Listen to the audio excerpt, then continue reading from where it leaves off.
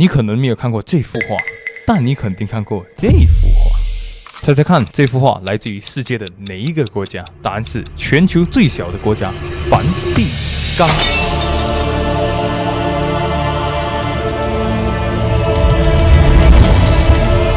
今天 Tom 将和大家聊聊这个全球最小的国家，土地面积不到44公顷，人口不到1000人的小国，究竟是一个怎样的神圣国度？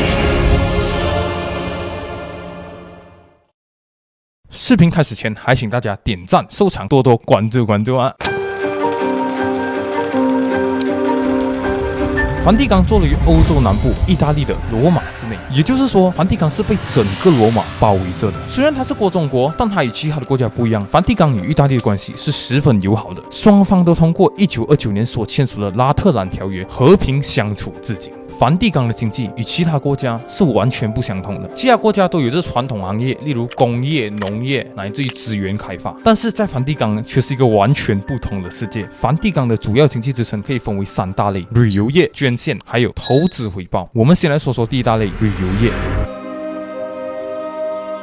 为什么旅游业是梵蒂冈的经济核心呢？这个就不得不提到梵蒂冈被称为天主教的信仰中心的这个称号，主要是因为传说梵蒂冈是第一任教皇圣彼得的安息之地，而圣彼得又是耶稣的使徒之一，而传说他的墓地就位于圣彼得大教堂的下方，也因如此，梵蒂冈才象征着天主教会的中心。这也是为什么这里拥有无数的文化遗产和宗教圣地，像全世界最大的教堂圣彼得教堂、梵蒂冈博物馆里的创世纪和西斯汀教堂等，也因此梵蒂冈每年都能吸引游客的到来。当然，门票、邮票还有纪念品的收入，每年都可以获得不俗的进账。第二个，我们要来讲的是捐献。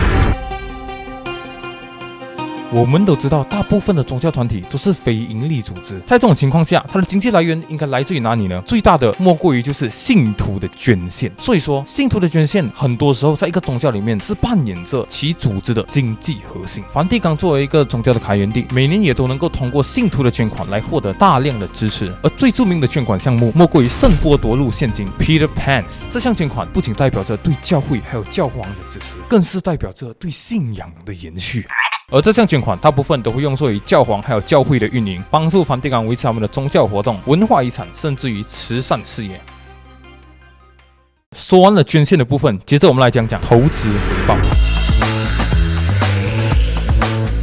虽然说梵蒂冈是全世界最小的国家，但是它的资产却是异常的庞大。这些资产主要都来自于信徒的捐献、历史的积累，还有宗教活动所产生的资源。而这些资产也为梵蒂冈带来了不俗的被动收入。而在金融投资方面，主要都是由梵蒂冈的主要银行圣座财务管理局来管理的。虽然说它并不像传统银行那样对外开放，但是它的投资策略却是非常稳健的。通常还会投资在风险低、回报稳定的金融产品上，例如国家债券啊，还有黄金储备等等。那也由于梵蒂冈在全球的特殊地位，因此它的金融运作并未受到外部国家的监管，而这也为过去的金融丑闻提供了温床。最著名的金融丑闻莫过于20世纪80年代的意大利银行丑闻啊！如果有兴趣的朋友想听的话，可以在评论区跟我讲一下啊，我可以讲一下这一期的故事。所幸近些年来，梵蒂冈在第266任教皇 Pope Francis 的领导下进行了金融改革，致力于提高透明度，以确保符合国际反洗钱和反恐融资的标准，让梵蒂冈银行更加透明，改善了与国际金融机构的合作。当然，当我在写稿准备的时候，我也发现到梵蒂冈一些比较敏感的一些课题，这里我就不挑出来讲了。大家有兴趣的话，可以去 Google search 一下哈。今天的视频就到这里了，我是 Tom， 我们下期视频再见，拜拜。